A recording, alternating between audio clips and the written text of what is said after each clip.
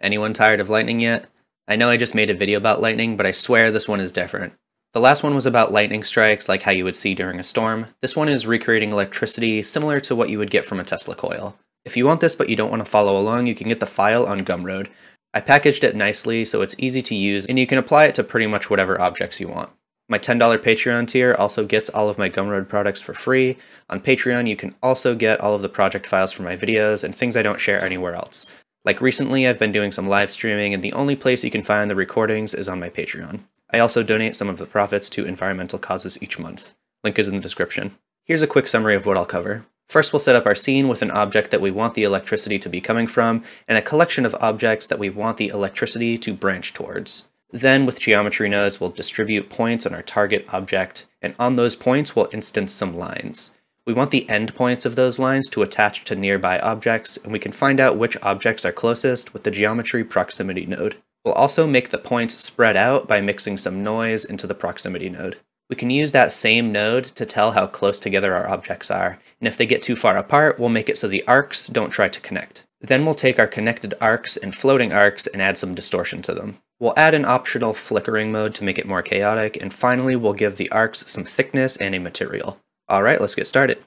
Alright, so here we are. I'm using Blender 3.1 for this one, and I recommend updating to 3.1. I don't know if everything will work in 3.0, but luckily 3.1 is officially released and stable now. Alright, first I'm going to add in a plane. This is just kind of like going to be our ground for arcs to connect to, and I'll add in something a little different, maybe like a torus. This is also just something for arcs to connect to, and I'll just scale this up really big like that. And I'll make it a little skinnier. I'm just in edit mode using Alt-S to kind of make it skinnier like that. And I'll move these down maybe like 2 meters, something like that. And now I'll use Shift-A to add in Suzanne the monkey. And this is what we're going to be putting our electricity onto. So I want to make sure that over here, Suzanne is not in the same collection as these two objects are playing in our torus. So I'm going to name this contact. Objects in this collection is what our electricity will be branching towards, and we're going to make the electricity come from Suzanne right here. So now that we have all of this, let's go into the Geometry Nodes workspace. If you don't have a tab up here, you can hit the plus, General, and then Geometry Nodes, like that. And I'm just going to go up here and turn on Cavity, just so we can see the edges a little more nicely. So select Suzanne and click New right here, and that will add a new Geometry Nodes modifier. And first what we're going to do is distribute some points onto this surface. So I'll add a new node with Shift-A, S to search, distribute points on faces like that. And you'll see that Suzanne disappears immediately. So what we need to do is just join our original geometry with these points. Grab a join geometry right here and just plug this in like that. We want to instance some lines on these, so we can use instance on points, and I'll bring in a curve line, and we can plug that into the instance slot. Now if you want this to stick out away from the faces, you can actually just use this rotation right here and plug this into the rotation of the instance on points, and it should stick out in the normal direction. I'm also going to make these a little shorter. I'll set this to 0.1 like that. So next I want to take the endpoints of these lines and then snap it to nearby surfaces. So the way we can do that is by just dragging this collection over here, and it will add a collection info node for us. And we can use a proximity node. Before we plug this in directly, we have to realize this because the collection info node brings everything in as instances, and it's not going to work unless we realize it. Plug that into here. I will make this relative just in case any of these are moved around. It'll work correctly still, and I'll reset the children right here. Then we can plug this in, and now we need a set position node. This is going to set the position of the endpoints of these lines right here, and I only want to target the endpoints. So we'll bring an endpoint selection right here. I'll turn the start down to 0 because we only want the end, and plug that into the selection right here. We should be able to just take the position from our geometry proximity and plug that into the position. And it's not working because we need to realize the instances right here too. So I'll bring in a realize instances. So now it's working, and it should just take the endpoints and snap it to the nearest surface that is coming from this collection right here. So if we move this close to this torus, when it gets closer than the plane, it should connect like that. This looks very regular though. You can tell it's just everything's going in a straight line. It's choosing like the nearest path. So to kind of mix that up a little, we can mix our source position right here with some noise. So to do that, I'll bring in the position node and a noise texture. And we want to mix these together.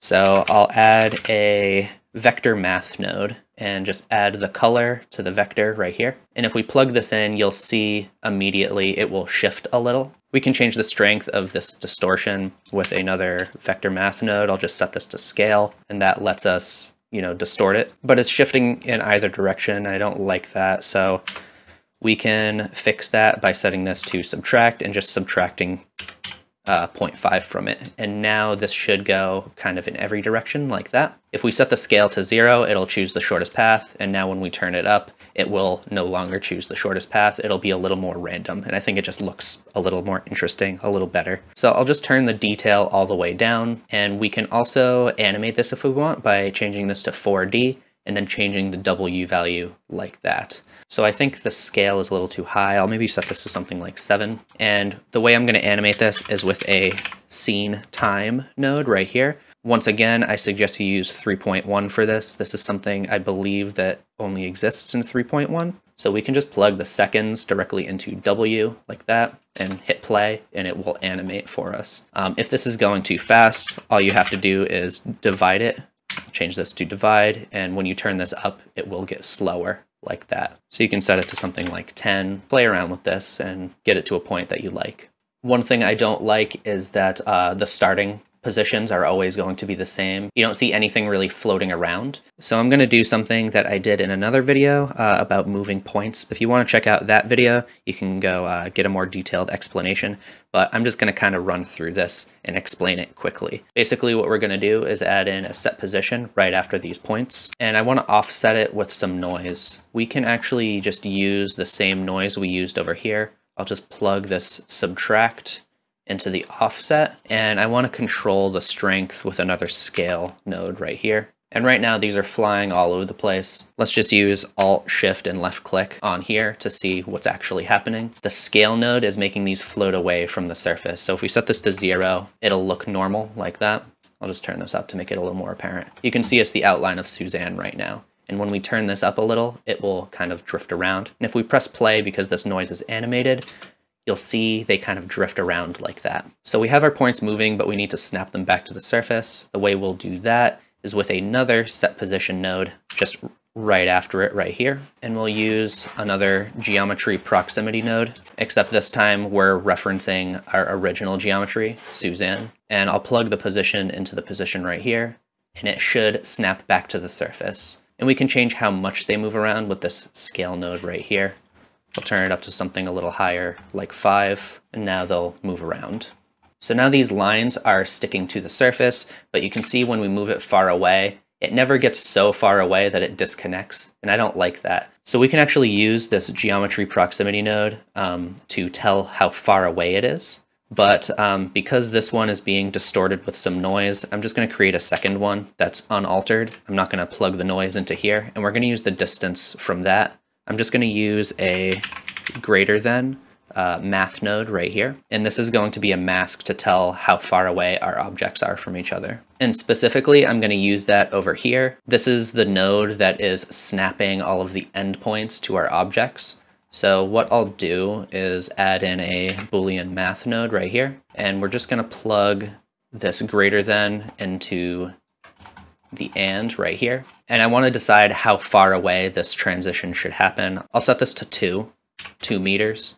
So now if we move this 2 meters from our plane, it looks like it's doing the opposite of what we want. So we can invert that pretty easily. All we have to do is duplicate this and change this to not, and that will basically invert it when we plug it in right here. So now when we move this more than 2 meters away from any of those objects, they will no longer snap to the surface like that. So we're going to use this mask in a few different spots now. Another thing I want to do is be able to change how long these floating points are, the ones that aren't connecting, before we realize these lines.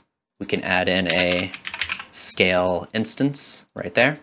And we can use this to scale up our lines like that. I'll use this mask as the selection right there. And now when I scale it up, it's only scaling the ones that aren't connected. We can use a random value right here and plug that in to make this a little more random. Let's move it further apart like that. So I'm gonna set the minimum to 1 and the maximum to something a little higher like 10. And so now they all have like random lengths like that. So one thing that you might have noticed is that when these drift around, they are all sticking in the same direction. If you don't like that and you want them to always stick out directly away from the surface, you can't be using this rotation right here because we're moving it.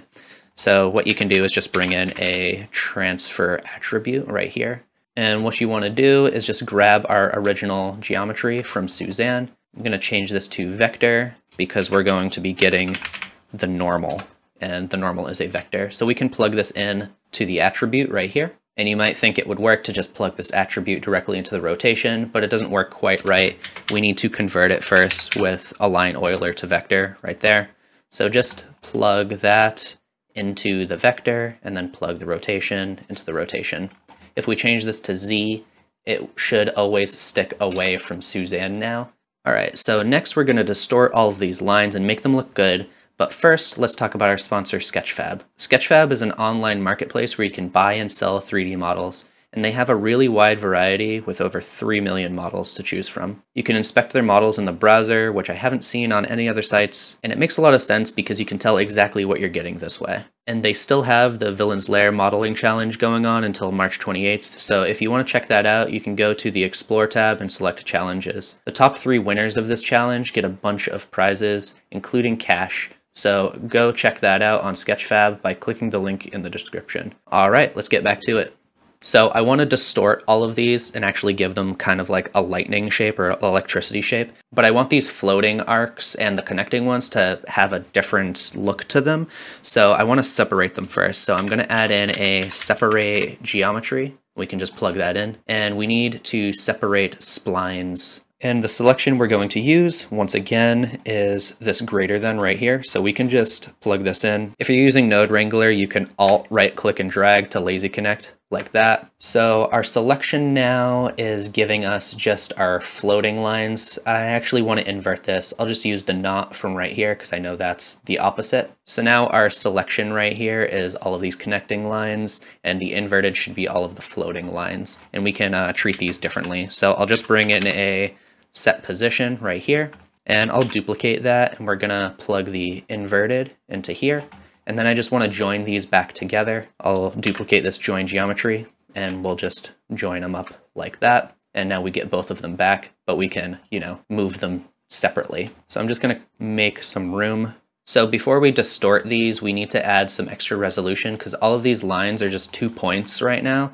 So we can add a resample curve. We just want to put that before the separate geometry. I usually like to set this to length, which is just, you know, how far apart each vertex is.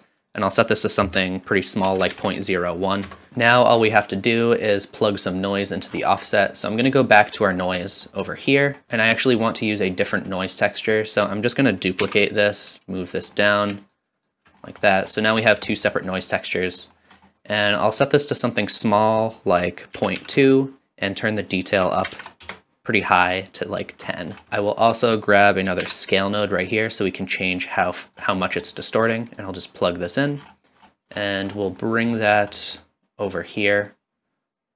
And now let's plug this in. You can see it is working properly and actually moving things around, but our lines are drifting away. So we need a way to keep the end and the beginning in place while they move around. So we can do that with the spline parameter, and we'll just use the factor value, and we just want to multiply it with this. So I'll duplicate this, change this to multiply, and plug it in right there. And so now the start point should be in place, but the end is still drifting around. We can just make this work for both by using a float curve right here. We want it to start at 0 and also end at 0, and we want the middle to be 1. And this is also animated because I hooked this up, so, you know, the scene time is changing the W also. So If this doesn't look like a good speed, all you have to do, once again, is just change this divide to a different value. One thing that you might also notice, and it's more apparent when you turn the density of these points up, is that a lot of these lines are kind of moving in the same direction.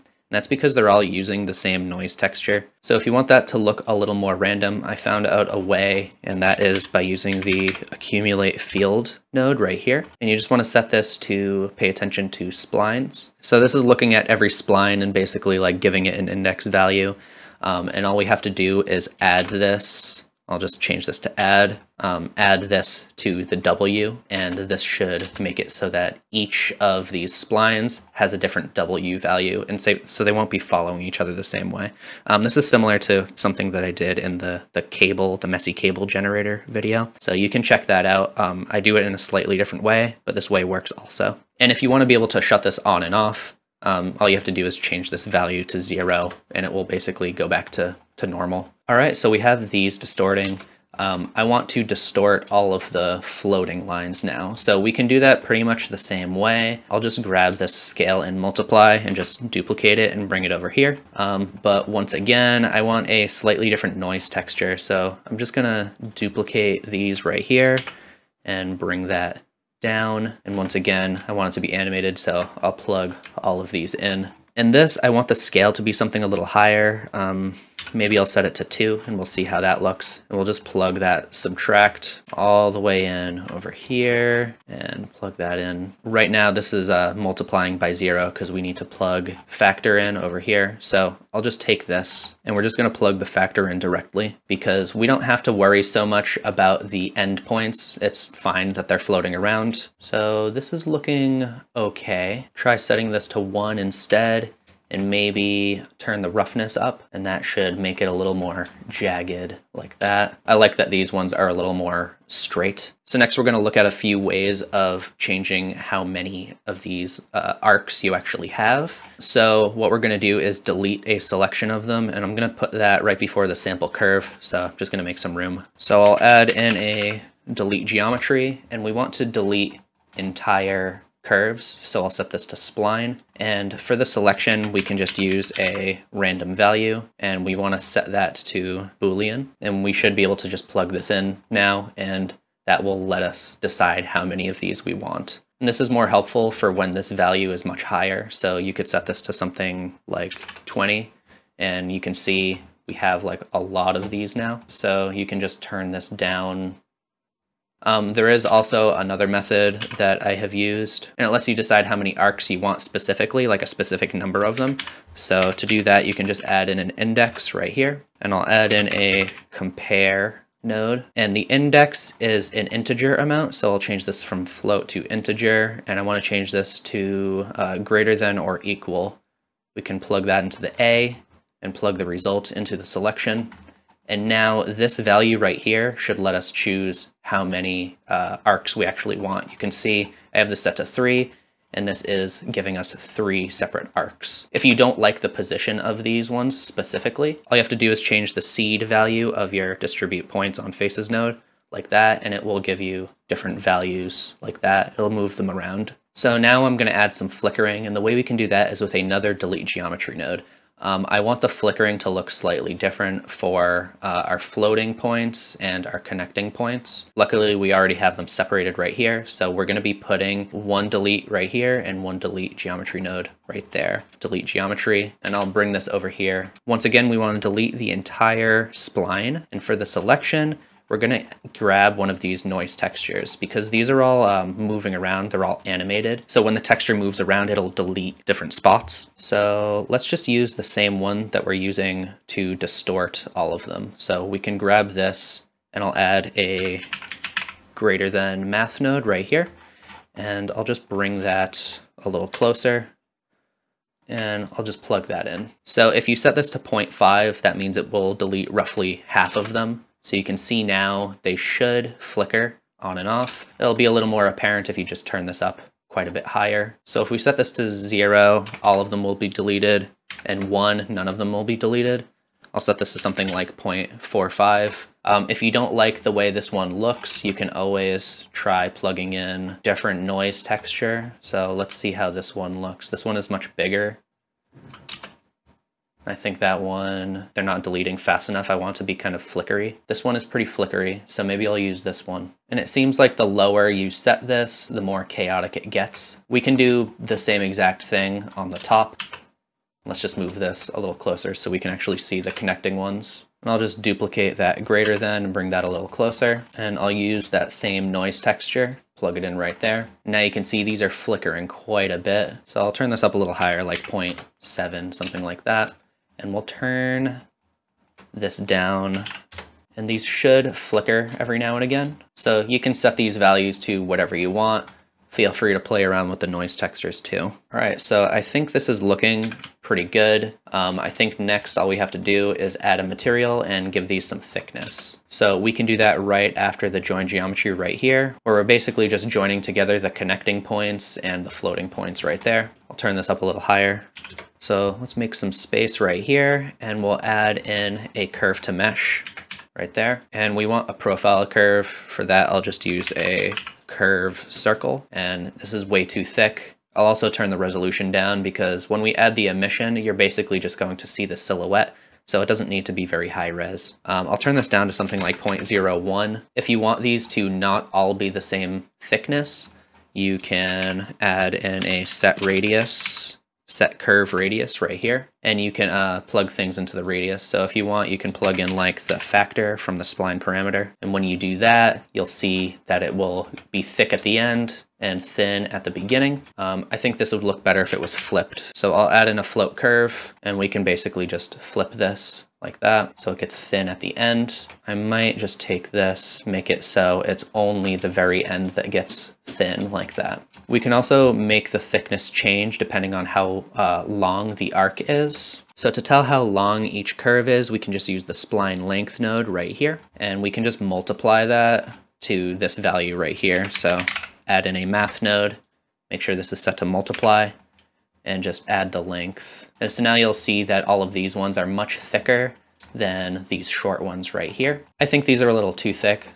You can control that. The way I like to control it is with a multiply node, or I'll change this to multiply and add.